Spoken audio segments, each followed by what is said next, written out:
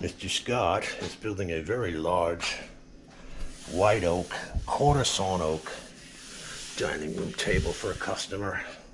It's going to be 8'6" long, 4 feet wide. We're going to color this white almost, and then cover it with polyurethane. You can see in the quarter sawn oak, you get this herringbone pattern here in the wood. So that's going to be everywhere in the table. It's going to look very nice.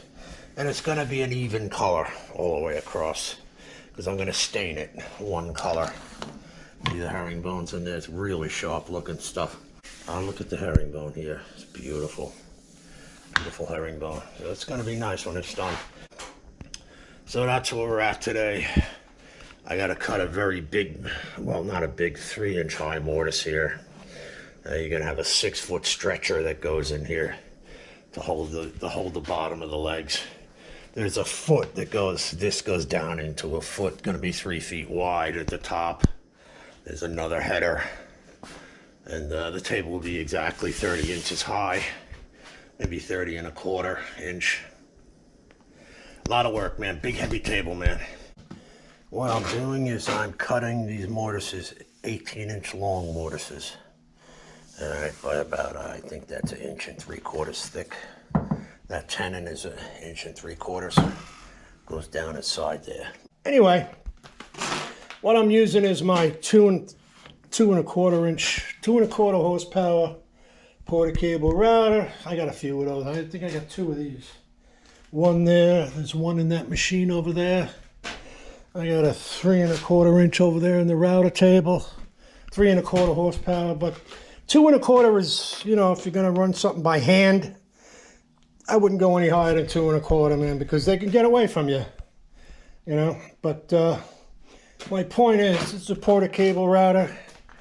I buy Porter cable accessories because this is a Porter cable router. My point is, whatever you bought, buy that guy's accessories. Your life will be a lot easier. The way this works is, of course, I plunge down. I move it half the width of the router bit, I plunge it down again, and keep going all the way across. It takes me about 3 minutes to go the 18 inches. Then I start another row. I got just about an 1/8 inch more. As you can see that black line there. And that's the last row I'm doing. And then, of course, I clean this up with a chisel. You can see I don't go all the way to the line. I clean it up with a chisel. So that's my tool tip of the day. So far coming out all right. I kind of like the look. I'm definitely thinking about arcing that top. Again, the bottom's going to have a pad under each side, so it'll lift it up about another 1 1/4 inches. This table will be about 30. The top of the table is going to be about 30 3/4 inches. Should be cool. Should look nice.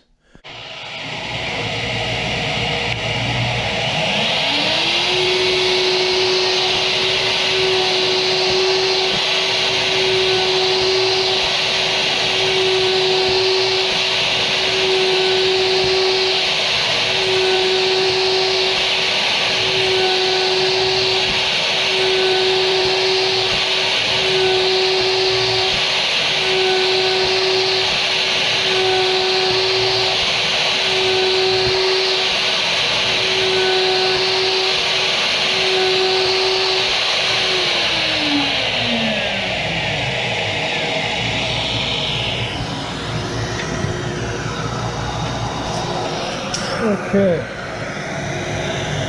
You can see the nibble. I'm nibbling. I'm not taking a lot of material in one shot. A lot of guys will go down 1/4 inch and run the whole thing. Come back, drop another 1/4 inch and run the whole thing. That's nice, but it's a $150 router bit here. You know, you do that all the way across like that, 1/4 inch at a time. You're going to be buying these quite frequently. Just plunge it down, man. The tip is the strongest part of that bit. You plunge it down, it lasts a long time. That bit's about 2 years old, still cuts like butter. You know, you got to think about this stuff because tools are expensive. You know, so that's another tip of the day. But There you go, it looks good. Okay, I've done all the preliminary bandsaw work on these table legs. Okay, so of course, when you're cutting with a bandsaw, you never cut to the line. You always leave, at least a heavy 16th, so you could go back in there later on with the belt sander and clean this all up beautifully. So it's looking good, man. I'm getting what I wanted out of it, Yeah, it's gonna look nice. When this is all sanded, it's gonna look really cool. I'm glad I didn't go with the classic Roman. I'm glad I definitely Scottied this out, man. Yeah, nice curves. I started the upper curve 1/2 inch from where this curve ends. All right, and the lower curves, I started an inch, a full inch from where this curve ends. And that just gives me an opportunity to work these together. Well, they're not going to be together, never. But I'm going to just make it a little round here to look nice. But, yeah, that's a nice shape, man. Base is done. I got the spreader in. I cut the mortise in here today and the tenon on this spreader. This is going to get cut on an angle. We're going to cut a hole here, and this is going to get pinned through.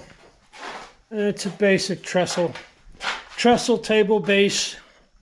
Really heavy duty though, because this tabletop's going to be really heavy stuff, man. All right, so it looks good, man. All the sanding's done. I got the sanding is sanded to 120 so far. I'm only going to take it to 220. I'm not going crazy with this because she wants it stained black. The whole base is going to be black. The whole top is going to be stained to a color like natural wood, sort of like this color. Lighten it up. She don't like the dark. So she wants it all light on the top.